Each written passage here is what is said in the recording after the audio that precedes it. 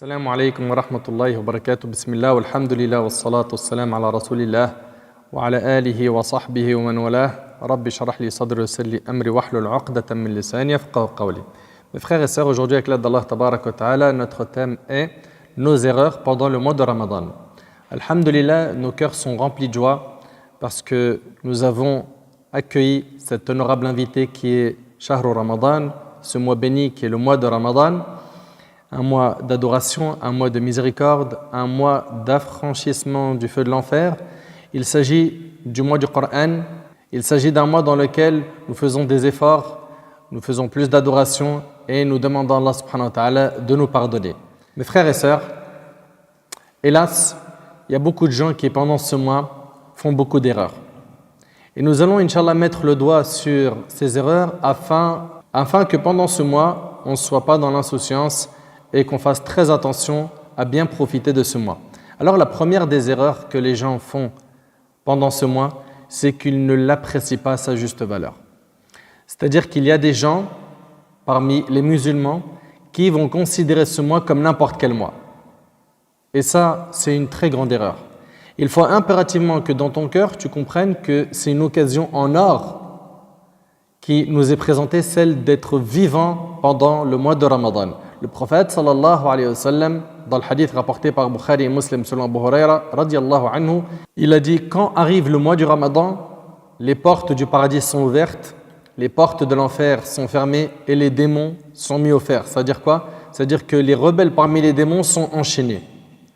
Et pendant ce mois, il y a une nuit qui vaut mieux que 1000 mois. C'est Laylatul Qadr. Allah Ta'ala nous dit: Laylatul Qadri khayrun min alfi shahr. La nuit du destin vaut mieux que 1000 mois. Elle vaut mieux que 1000 mois d'adoration. Et donc tous ces arguments doivent nous motiver à faire beaucoup d'efforts dans les adorations. Pourquoi? Pour être quelqu'un de meilleur, pour obtenir le pardon d'Allah Tabarak wa Ta'ala. Également, il y a une parmi les erreurs qui est commise chez certains, c'est le fait de ne pas être à l'aise pendant ce mois, le fait de sentir de la gêne parce qu'on jeûne le mois de Ramadan. Certains, malheureusement, pendant ce mois, ils se sentent bridés, ils se sentent mal, voire étouffés. Pourquoi? Parce qu'il ne peut plus toucher à la cigarette, parce qu'il ne peut plus appeler sa copine et faire du haram comme il avait l'habitude de le faire. Beaucoup de gens, malheureusement, se sentent mal pendant le mois de Ramadan parce qu'ils ne peuvent plus faire tel et tel péché. Mon frère ainsi que toi, ma sœur, saisis cette opportunité qui t'est offerte, celle d'être vivant pendant Ramadan pour te débarrasser justement de ces péchés, de te débarrasser de la cigarette, des relations illicites, de te débarrasser de l'écoute du haram, de te débarrasser de l'argent sale. C'est maintenant que tu dois saisir cette opportunité et ne pas repousser les bonnes actions à demain. Beaucoup de gens, malheureusement, sont tombés dans ce qu'on appelle at-taswif, le fait de remettre la bonne action à demain. Saoufa, c'est-à-dire, Inch'Allah, je vais prier, t'inquiète. Mon frère, pourquoi tu ne pries pas pendant Ramadan? Ça arrive. Pourquoi tu ne portes pas encore ton hijab, ma sœur? Inch'Allah, t'inquiète pas. Je laisse projet, mais pas maintenant. Ne repousse jamais une bonne action que tu peux faire aujourd'hui. Car aujourd'hui t'appartient. Demain, tu n'es pas sûr d'être vivant. Parmi les erreurs commises pendant Ramadan, la paresse, le fait de dormir toute la journée. On a des gens qui vont dormir toute la journée pendant Ramadan. Ils vont par ce sommeil éliminer Salat al-Dhuhr. Certains même vont dormir jusqu'au Maghrib. C'est-à-dire que toute la nuit, il est réveillé, et on parlera après des erreurs commises la nuit, et la journée, c'est dormir. Elles sont où tes prières? Je ne suis pas en train de dire que ton jeûne n'est pas valide parce que tu ne pries pas. On a déjà abordé ce sujet d'ailleurs. Celui qui ne prie pas et qui jeûne, son jeûne, on espère, Inch'Allah, qu'il soit accepté par Allah subhanahu wa ta'ala. En tout cas, il est valide, ça veut dire qu'il est compté pour lui. D'accord? Mais ça ne veut pas dire par là qu'il nous est demandé que de jeûner. Vous savez très bien qu'on a 5 piliers dans notre religion. Il faut impérativement les mettre en pratique. Impérativement. Et puis la prière, normalement, à partir de l'âge de 10 ans, tu fais la salat, comme ça nous a été enseigné dans les textes de la sunna. Donc, celui ou celle qui dort toute la journée, c'est quoi ce type de jeûne-là? C'est quoi ce jeûne en fait? Qu'est-ce que tu fais exactement pour te rapprocher d'Allah? Tu dors seulement, c'est ça? Allah subhanahu wa ta'ala, je vous le rappelle, il nous a dit « La'allakum tattaqoun ». C'est ça qu'il faut retenir. C'est que le jeûne, il nous a été prescrit. Pourquoi? Pour qu'on atteigne la piété. La piété, c'est quoi? C'est de se détacher du haram et faire ce qui est obligatoire. Parmi les erreurs commises, il y a le fait de veiller la nuit longtemps sans raison valable. Si seulement il ou elle veillait pour lire le Coran, tant mieux d'ailleurs. D'ailleurs, dans un hadith, as-siyam wal Coran, ils vont intercéder en la faveur de leur auteur, le jeûne et le Coran intercéderont. D'ailleurs, le Coran dira: je l'ai empêché de dormir la nuit. C'est-à-dire qu'il a tellement lu le Coran la nuit qu'il n'a pas dormi. Mais aujourd'hui, non. Les gens veillent la nuit pas pour lire le Coran, pas pour prier des prières nocturnes, des prières de nuit. Non. Mais pourquoi? Pour papoter entre potes en bas d'un immeuble, en fumant, malheureusement, de la drogue, en dérangeant le voisinage, en transformant le hall en une salle pleine de fumée, en nuisant au voisinage, que des choses qui sont interdites en islam. Soit ils sont entre potes en train de faire ça, soit il est au téléphone en train de papoter dans le haram avec une personne du sexe opposé, soit ils sont en train de surfer sur les réseaux sociaux et de tuer leur temps et d'accumuler des péchés. Tout ça, mes frères ainsi que vous, mes sœurs, est interdit.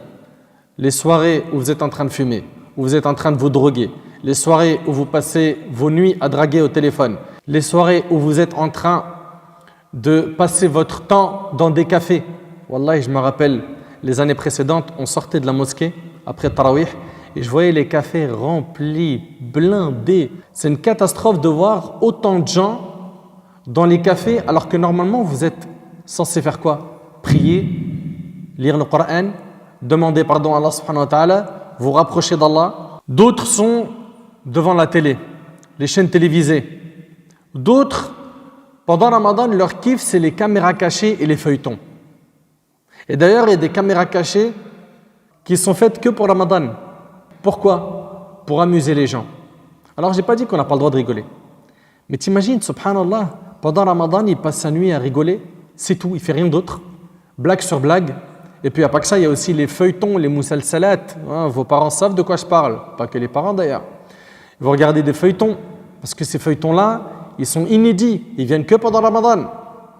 On regarde donc la télé avec tout ce que ça contient comme obscénité, comme exhibition, comme paroles obscènes, comme insultes, gros mots. C'est-à-dire dans la journée on jeûne, on obéit à Allah et la nuit, on perd toutes les récompenses qu'on a gagnées. Vous trouvez ça logique, franchement? C'est pas normal. C'est pas normal de passer son mois de Ramadan devant la télé, devant son smartphone, devant son ordinateur. On n'a pas de temps à perdre. Il se peut que ce soit le dernier mois que tu jeûnes de ta vie. Combien de nos proches, de nos amis étaient avec nous l'année dernière et cette année ils sont sous terre? Combien? Parmi les erreurs pendant le mois de Ramadan, il y a le fait de trop manger. Au lieu d'être le mois du jeûne, des prières nocturnes, des bonnes œuvres, non. On va certes jeûner dans la journée et la nuit, on va tellement manger jusqu'à ne plus bouger. Jusqu'à même certains, ils n'arrivent plus à respirer. Il est KO, allongé, tu lui dis lève-toi, fais la prière. Il dit voilà, j'arrive pas.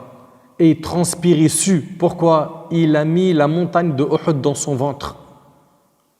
Mais subhanallah, c'est pas ça la sunna.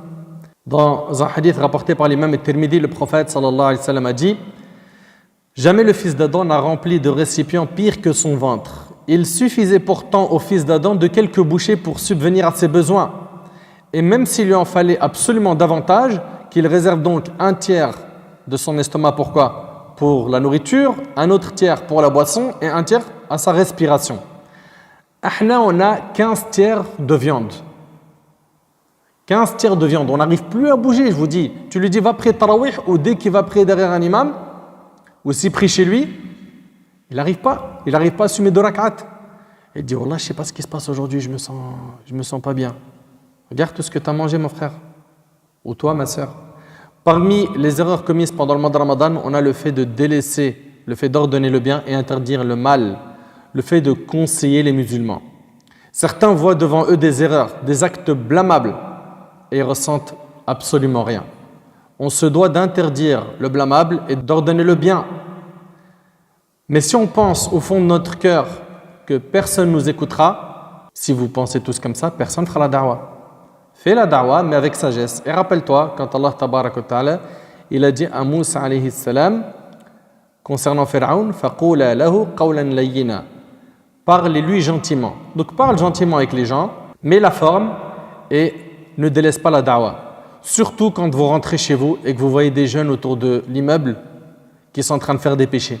Allez les voir, parlez-leur, bloquez 2-3 minutes. Une de vos paroles peut ouvrir, par la permission d'Allah subhanahu wa ta'ala, l'un des cœurs de ces jeunes.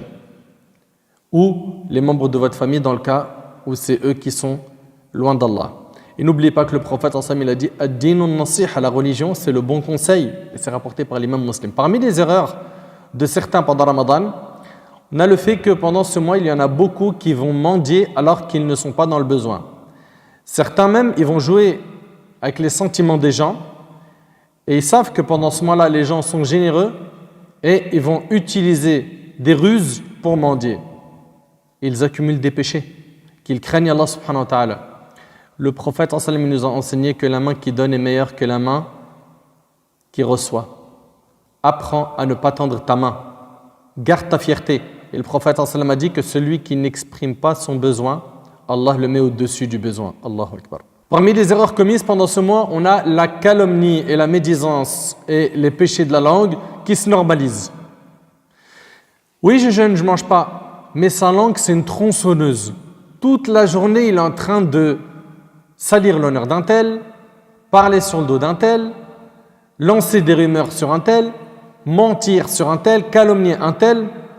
Dans le hadith rapporté par le Bukhari selon Abu Hurayra radiyallahu anhu, le prophète sallallahu alayhi wa sallam a dit « Celui qui n'abandonne pas le mensonge, Allah n'a pas besoin qu'il s'abstienne de manger et de boire. » Et on a des gens malheureusement qui vont mentir, salir l'honneur d'autrui, insulter les gens, mentir, et on vous a dit que tout cela fait partie des péchés de la langue qu'il faut éliminer. Parmi les péchés qu'on a pendant Ramadan et les erreurs commises pendant Ramadan, on a le fait que certains ils vont écouter de la musique à fond. Alors, en dehors de Ramadan déjà, tu sais très bien ce que ça apporte à ton cœur et dans ta relation avec Allah. Mais pendant Ramadan, c'est grave. Rappelle-toi que Ramadan, c'est le mois du Coran. Allah Ta'ala il nous dit « Shahru Ramadan alladhi unzila fihi al-Qur'an » le mois du Ramadan dans lequel a été révélé le Coran. Et on a des gens qui ni pendant Ramadan, ni en dehors de Ramadan, il se connecte au Coran. Non, il est connecté au son, chez lui ou avec ses amis. Ils écoutent de la musique à fond. La hawla wa la quwwata illa billah al-ali al-azim. Et j'implore Allah subhanahu wa ta'ala de les guider et de guider les prêcheurs qui les orientent vers ces opinions isolées en disant toute la journée, comme on l'entend, Ibn Hazm a dit, ils prennent jamais de leur vie les opinions d'Ibn Hazm, mais d'un seul coup, ici, il faut les prendre. Parmi les erreurs commises pendant le mois de Ramadan, il y a le fait que certains vont manger, vont rompre le jeûne sous prétexte qu'ils ont des examens à l'école. Oui, à l'école, en fait, si moi je jeûne le jour de mon examen, je risque de perdre dans ma concentration. Vous imaginez si les compagnons, radiyallahu anhum, ils avaient dit ça, eux qui ont déjà combattu pendant Ramadan, ils ont fait la guerre pendant Ramadan.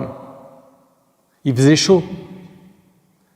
L'ennemi était très armé comparé à eux, qui n'avaient pas assez d'armes. Et ils n'ont pas dit au prophète sallam, vas-y, nous on peut combattre qu'en hiver quand la chaleur elle est moins intense, et puis après le maghrib de préférence, parce que dans la journée, là pour un examen, tu t'abstiens de jeûner. Ça c'est une erreur.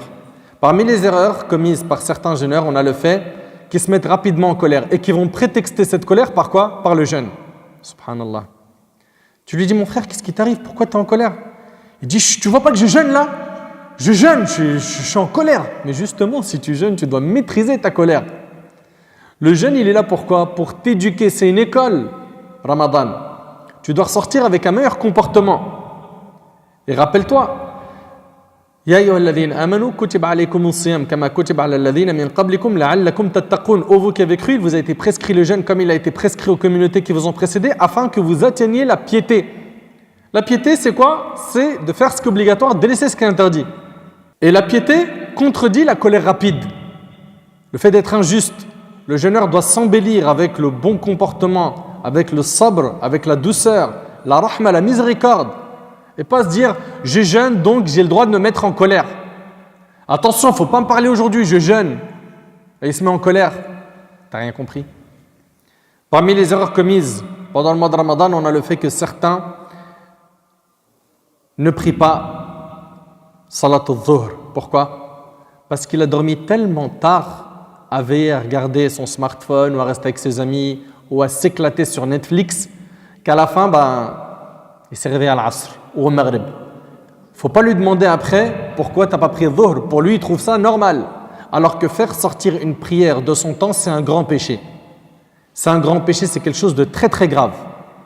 Parmi les erreurs commises pendant le mois de Ramadan, il y a le fait que pendant les 10 derniers jours de Ramadan, on va se prendre la tête sur l'achat des vêtements du Eid et les cadeaux du Eid et les gâteaux qu'on doit faire pour l'Eid en délaissant les prières de nuit pendant les nuits impaires où se trouve la nuit du destin. Ça, c'est grave.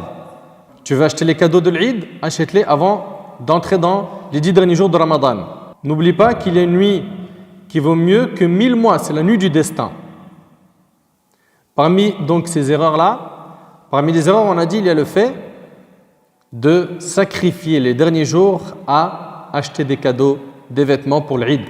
Parmi les erreurs commises pendant le mois de Ramadan, on a le fait que certaines femmes passent leur temps à faire à manger pour les invités, parce que les invités, ils en reçoivent beaucoup. Également, tous les gâteaux qui sont à préparer pour l'Eid. Et à la fin, cette sœur ne profite pas assez du mois de Ramadan. Et ça, c'est du dhulm. C'est une injustice. Pourquoi? Le frère, il carbure, il met le paquet. Et la sœur, elle a le droit à quoi? À la cuisine. À faire des gâteaux. À faire des repas. Et quand tu lui dis, ma sœur, profite, elle te dit, je peux pas. Mon mari, il enchaîne les invitations. Et puis l'Eid, il arrive. Il m'a demandé ça comme liste de gâteaux. Ramadan, c'est pas fait pour manger et faire des gâteaux. Ramadan, c'est pour atteindre la piété. Donc mon frère, tu es responsable de ta femme.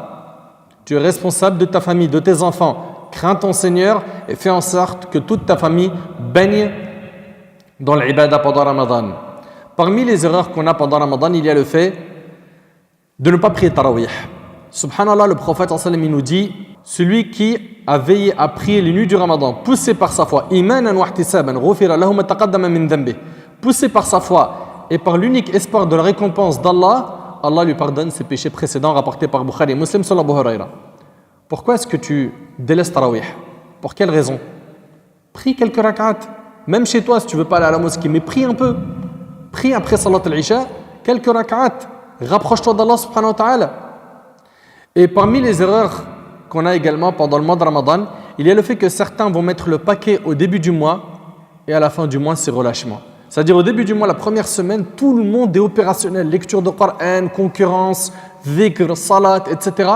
Puis dès qu'arrive la fin, relâchement complet. Mais non, c'est l'inverse. Le prophète, c'était à la fin du mois de Ramadan où il faisait le plus d'efforts. Pourquoi? Parce qu'il y a la nuit du destin pendant les nuits impaires des 10 derniers jours de Ramadan. Fallah ibarik fikum, retenez que Ramadan, c'est une occasion en or. On n'a pas le droit de la perdre, cette occasion. On n'a pas le droit. Celui qui a toujours senti qu'il était loin d'Allah subhanahu wa ta'ala, qu'il a du mal, qu'il aimerait être meilleur mais il n'arrive pas. Mais c'est maintenant. C'est maintenant. Profite de cette occasion. Parmi les erreurs commises pendant Ramadan, et c'est avec ça que je termine, c'est le fait qu'on jette énormément de nourriture à la poubelle. Parmi ces erreurs, donc, il y a le fait de jeter à la poubelle. Les gens ont les yeux plus gros que le ventre. Ils font trop de courses. Ils font trop à manger. Et à la fin, ça ne se mange pas. Ça reste dans le frigo plusieurs jours jusqu'à la fin finir à la poubelle. Si vous voyez que vous avez un surplus, le jour où vous avez fait ce repas, donnez-en un petit peu à vos voisins, qu'ils soient musulmans ou non. Ou bien, si vous connaissez des associations qui font des maraudes, connectez-vous à eux. Essayez de trouver un plan pour ne pas jeter de la nourriture à la poubelle. Mais malheureusement, aujourd'hui, les gens le font sans aucune gêne. Et ça, c'est grave. C'est grave. Fahbab al-Kiram, que chacun d'entre nous prenne en considération toutes ces erreurs. Et si jamais tu t'es reconnu sur certains de ces points, c'est l'occasion. C'est l'occasion de changer. C'est l'occasion de corriger. C'est l'occasion de réparer.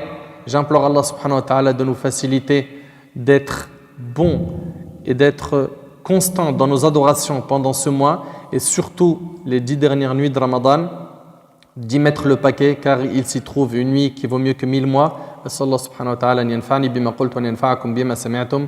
هذا ما أعلم والله عز وجل أعلى وأعلم. سبحانك اللهم بحمدك أشهد أن لا إله إلا أنت أستغفرك وأتوب إليك. جزاكم الله خير وآخر دعوانا أن الحمد لله رب العالمين.